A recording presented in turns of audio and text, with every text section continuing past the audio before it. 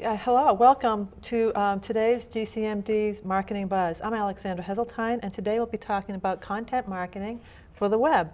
My guests today are Allison Harris with Harris Marketing Services and Jody Flynn with Taking the Lead. And she does a podcast. Allison is very good at written content, so I thought they'd be great experts for us to talk to today about content for the web. So Allison, tell me, how did you get into this? How did you get into doing what you're doing? How did you get your business started? Tell me a little bit about your business. I started working for trade magazines, first as an editor and then as a publisher. So working in the B2B environment where, a big part of my job was to write stories about people in the computer industry.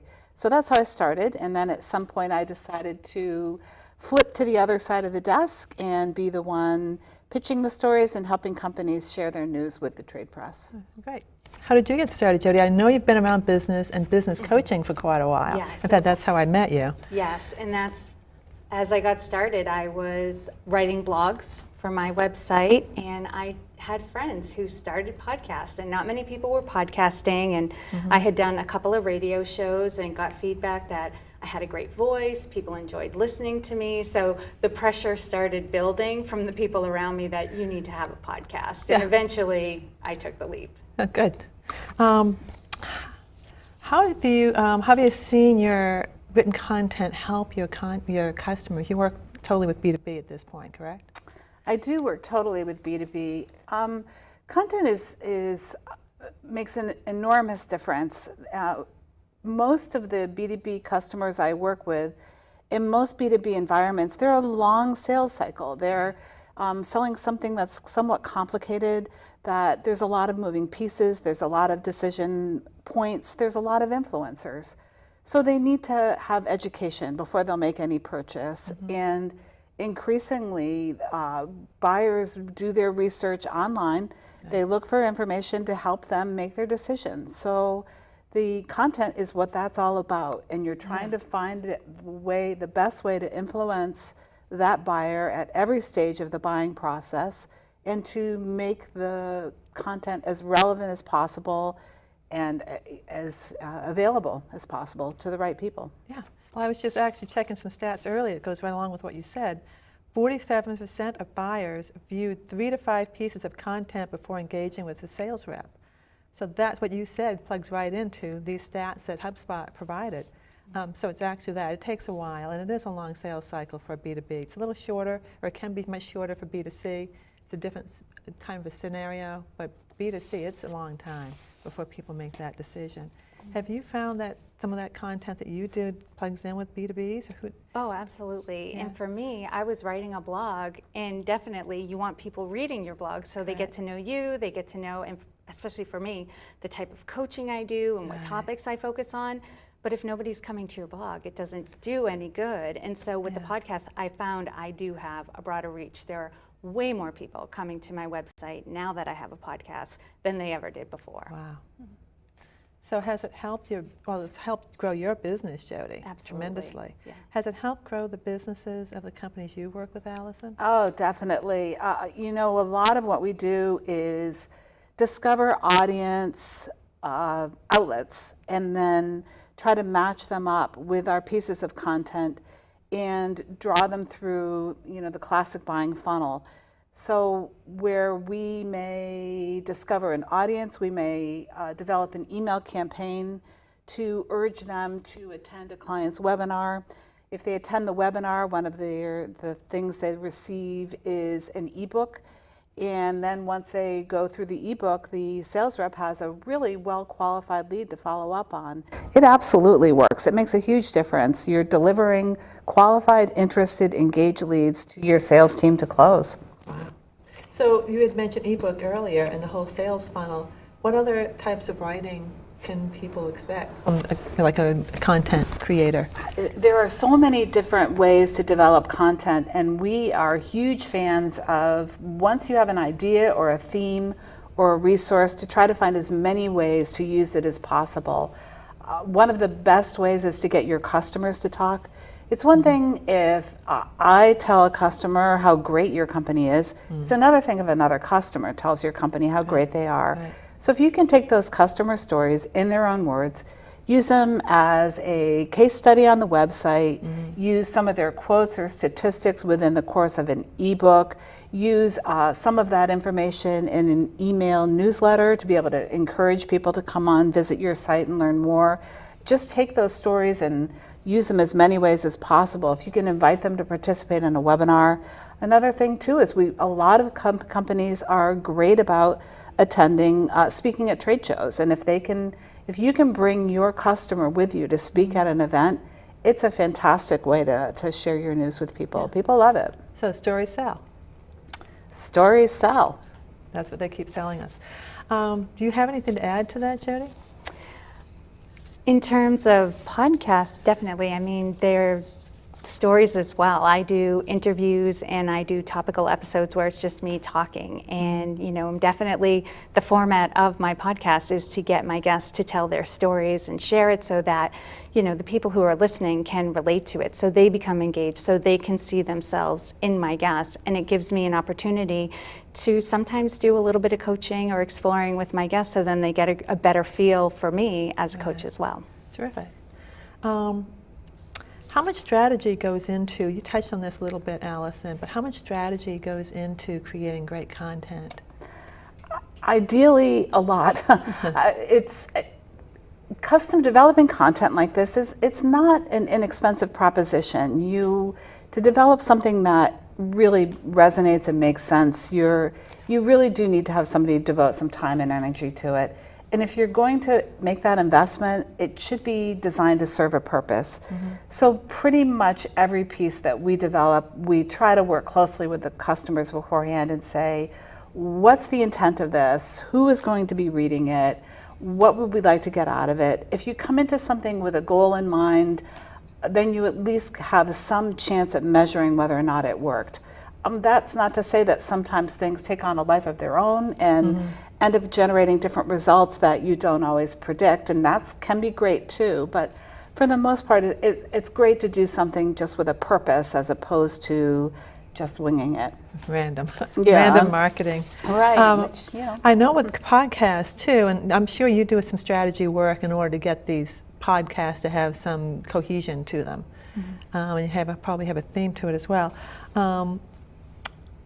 What can you tell us about that? What kind of success have you experienced with your podcast? And it's kind of going down a little bit different road than what Allison was talking about. But I think it's important for people to understand how good content can really help grow their business and see some stats. And you've had some really great success with it on a huge level that I'd love to have you share with our audience. And on different levels as well. It definitely has brought more clients into my business, but from a business evolution standpoint, the podcast evolved my business because I started drawing to me women who were absolutely my ideal client, and I didn't know it until they started showing up in numbers, and I went, this is my ideal client. Like when you start a business, you have an idea of like, I want to serve these people and do this type of work, but it's very general, and the longer you're in business, the more you niche down, and my podcast helped me to realize, like, I don't want to just work with women leaders and women entrepreneurs. I want to work with type A women leaders and women entrepreneurs. And so, but it was through the podcast that they started revealing themselves. So then I shifted my content. So there was a little bit of strategy involved in that, but it was strategy going with the flow. And so I started focusing my content on the tendencies of type A women and their strengths and their struggles. And the more I focused on my community and who was showing up, the more the podcast has grown, the more clients I've gotten, and it goes from there. Didn't your podcast win an award recently? Well, it was recognized. It was featured in Entrepreneur magazine as well. I myself as one of 24. I forget the exact title, like women podcast hosts to watch in 2017. Yes.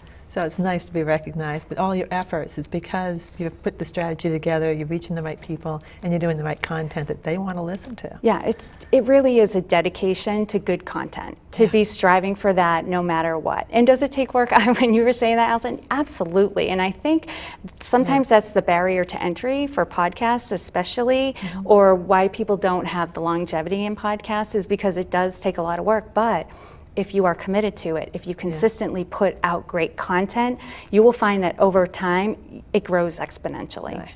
And one of the stats that I have here is podcast listening grew 23% between 2015 and 2016, so I know that's escalated since then. Yeah.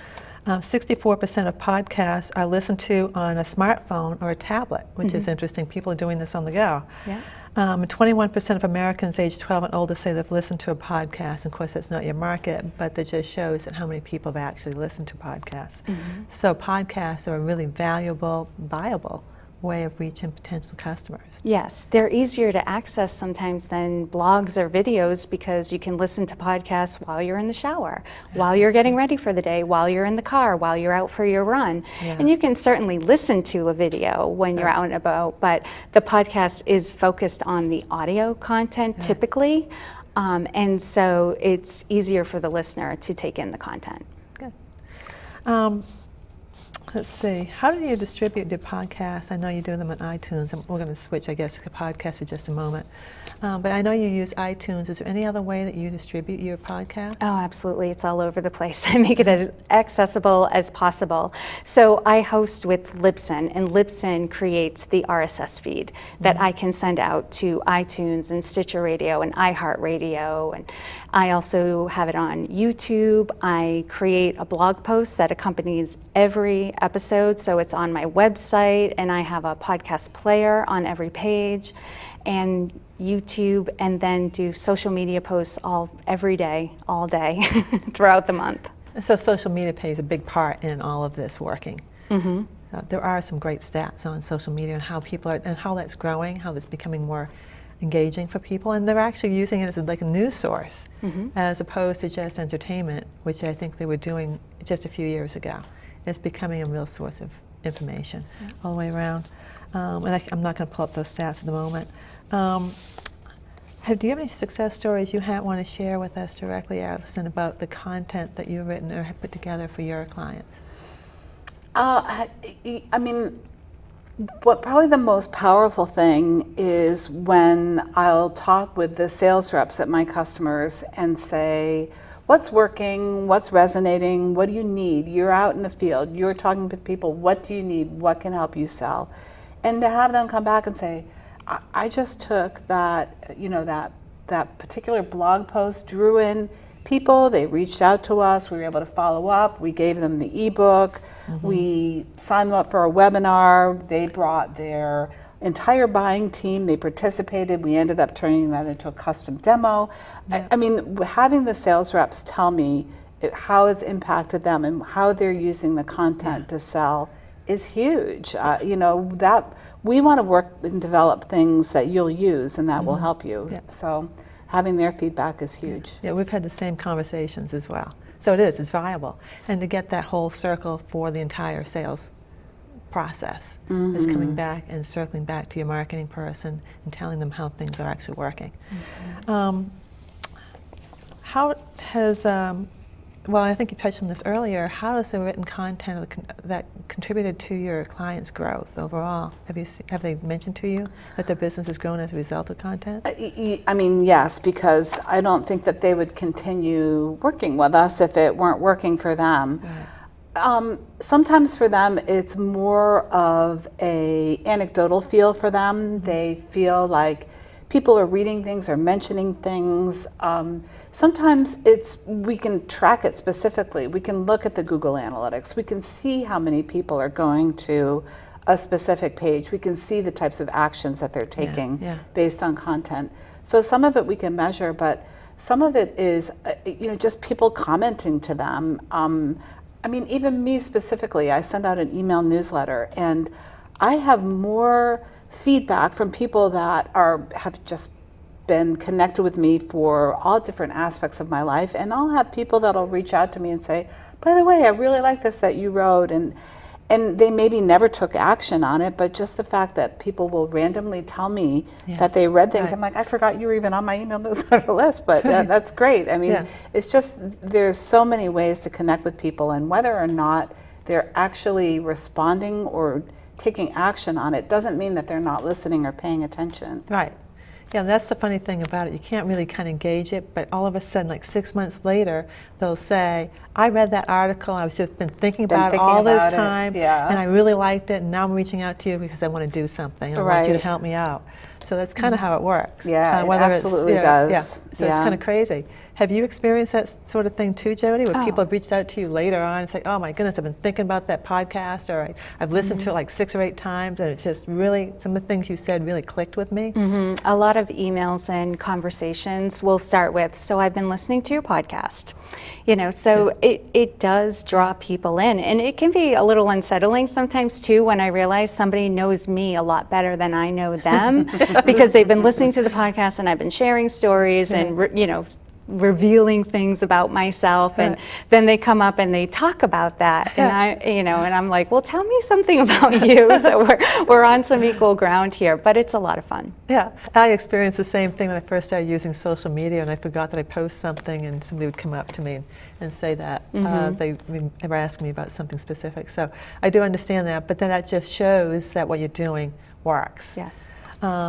And so it's actually reaching your customers and who you're trying to market to. But you make a really important point about being personal, and this is something I'm really working with my clients on. So much of, and particularly the B2B environment, the content is just really stiff and formal because people feel like they just have to say things in a certain way or else they're not going to be viewed as professional. But a lot of times people just move right on past that. The more personal you can make it, and I don't necessarily mean revealing personal details all the time, but to try to just make your content sound like you're a real person talking to another real person. The humanness. It really makes a huge difference in how people respond. Yeah, absolutely. So it's telling a story, but in a human sort of way, or more like a conversation, rather than a stiff, formal white paper or even a case study that might be pretty structured. Absolutely. Yes. Yeah. I can back that up. Like, from my own experience, over the past couple of months, I've been diving into the topics like fear and risk-taking and courage and spirituality and things like that, and my numbers doubled. Like, and I was scared. I definitely like felt like, you know, like I'm going to be talking about things that scare me and my own experiences with having to overcome fear and all of that, but you know, it so resonated with people because it was real. They could relate to it. You know, we're not as alone as we think we are, but we need somebody else to take the first step sometimes for us to be like, yes, me too. Yeah. I think the other point you just mentioned, and you both mentioned this, is people buy emotionally. It's all about reaching people on the emotional level. And from a business standpoint, they need to look like they made a good choice to their peers, so they backfill it with logic. So the content, whether it's a podcast, written content, and visual content, which we'll talk about in the next episode, whatever tool we use to reach people, it's got to reach them on an emotional level. It can't be stiff, it can't be formal, it's got to be very personal. There are so many case studies I've written about customers and their working relationship with my customers, and almost all of them will say something along the lines of, they really care about me. They really paid attention. They really listened to what my issue is. They really made a personal connection with me. So that's it. That's the key to long-term success, I think. Yeah, I have to agree. If you were going to, each one of you want to share a bit of wisdom to somebody else out there, whether it's written content and you're working with a company or just somebody who wants to even try to write their own content, what can you share with them, or starting up a podcast? I would say for podcasting, the first thing you should do is join a community of podcasters. There's a lot of Facebook groups that are free to be a part of. You don't have to buy into a membership or a community to get started. And what I found is the community of podcasters, they're so helpful. If you have questions, 50 people will probably jump on and answer it for you. And it gives you a sense that you're not going it alone, because it's not easy to do a podcast like we've been talking about with creating content. It does take some work, but when you're surrounded by people who are doing similar things, it's a lot easier to do it. Terrific. What about you? I would say the most important thing is know your audience. Know who it is that you are talking to. Understand their concerns. think about what you're writing in terms of what will be helpful and educational to them. A lot of people want to focus the writing on, here's what I want to tell my customers. You really need to turn it around. What do your customers need to know, and how can you best educate and share with them, understand them, and you're going to make a much better connection. Okay. I guess we have a little bit more time than I thought. But could you, what kind of quality content can you share? And we talked briefly about ebooks, but can you expand on that and some other types of content that you've come across that might be helpful? One of the things we've been working on a lot lately is trying to make sure that the content is addressing a specific aspect of a customer relationship. It's very tempting, in almost every single client I have worked with and work with now, that says, but don't forget this, but this person, don't forget that. And to try to get people to focus on a particular aspect or a particular segment makes a big difference, because all of a sudden your title of your ebook is going to be something that's letting somebody know, I'm zeroing in on, for example, we just wrote one about small and emerging businesses and their where they need help in terms of delivering customer service. And focusing on small and emerging businesses, yes, my client manages all sorts of different size companies, but this particular market is something that they're interested in working more closely to develop. So let's do a piece just on that, Right. and let's try to focus on it and use that piece really effectively. It's very tempting to say, we also work with big businesses and we also work with government, and Right. but don't forget them, mention them, do this, do that. Then all of a sudden you've got a big pile of distraction. Right. So if you can think about it in terms of developing multiple pieces addressing each particular market segment or a particular theme that you want to share, you're going to be much more effective in terms of using it and marketing it and getting reaction from it. So develop multiple sales funnels for each market that you're working with, and then develop a whole strategy around each particular And one. use it over and over and over again. If you've got that ebook, it's like Jody's saying, you need to promote it a lot of different times on social media in a lot of different ways. Yeah. You need to excerpt it as a blog post. You need to tease it in your email newsletter that you send to all your clients. Just every single channel you can think of to use it. You've spent the money and invested the time and energy Right. in this. Make sure that you're sharing it. The tree falls in the woods, and unless somebody's out there dragging you out there, you're not going to hear it. Right, that's exactly right. What have you done to promote? I think you touched on this earlier, Jody. What tactics have you used to promote your podcast? Well, similarly, I'm definitely syndicating it to multiple platforms. I didn't mention the newsletter. I have it in the newsletter. And also, I do interview episodes, so I have a whole process of supporting my guest so they can promote the podcast as well. I think that's pretty key. It's really nice for those interview episodes. It's not just me promoting, they're promoting as well. So I give them, a Dropbox folder with all the images that they can use. I give them some tweets, I give them a social media post, I give them all the links, and thank them profusely for their time and support. It's a lot like customer service, but they're partnering with me, but while they're my guests, they are also my customer. Okay, that's a good way to put it. So you're actually engaging, you're using your followers. I won't say, maybe using's not the right word, but enabling them to help share your content so that it helps grow to a bigger audience. Yes. So that's terrific. So that's a great strategy, actually. And they both have had some really great ideas on how to reach potential customers and the kind of content that would be helpful for our viewers, and to get them some ideas on how they can actually grow their business through great content, whether it's a podcast, written content. We'll be talking about visuals shortly. That could be video, it could be graphics, it could be really stunning images, like a professional photographer, or even some stock images are pretty good. But use great images to help draw people to the written content or to the podcast, or to whatever it is you're trying to get out there for the public to read. Okay. I guess in closing words, do you have any closing words for us? I know we've touched on this a little bit more earlier. Do you have any other thoughts that you would like to be able to share? I would say for podcasting, if somebody's considering podcasting, for me, the barrier to entry was the technology. And at the end of the day, what it turned out being was a USB microphone with a pop filter plugged into my laptop and a couple of pieces of software online. And all of this you can get from the communities. Like, it was another podcaster who shared with me her setup. And then it was easy peasy to do. So I would say for somebody who's listening, and I think especially for women, they tend to be more technology shy. Don't let that stop you. It's not as hard as it looks. Okay, good. I guess I'd say, even if you don't plan to work with an external person to write your content, seek out their advice.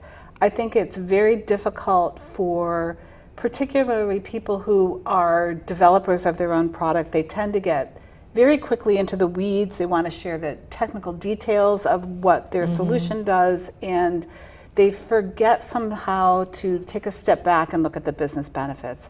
So if you can at least run your idea by somebody and ask them to help you zero in on what some of the top level things you should talk about, I think that's huge. Don't forget to connect with your audience and ask for advice on what's the best way to do that. Okay, sounds good to bring somebody in to just get a broader view of how to put their marketing strategy together and actually stick with it once you put it together. Don't deviate and go wandering around, which I've seen people do a number of times. But to stay focused on it and stay with your plan and just work your plan until it works, pans out the way it should. Thank you very much, folks, for joining us today. I think we've provided you some great information, and thank you so much, Allison and Jody, for joining us. We've had a great conversation here, and I so appreciate your visit. Thank you again for coming in. Our next episode will be about the visuals for content. We'll be talking specifically about images such as professional photography and maybe touch on video and graphics as well. So until next time, this is Alexandra Heseltine with GCMD Marketing Buzz.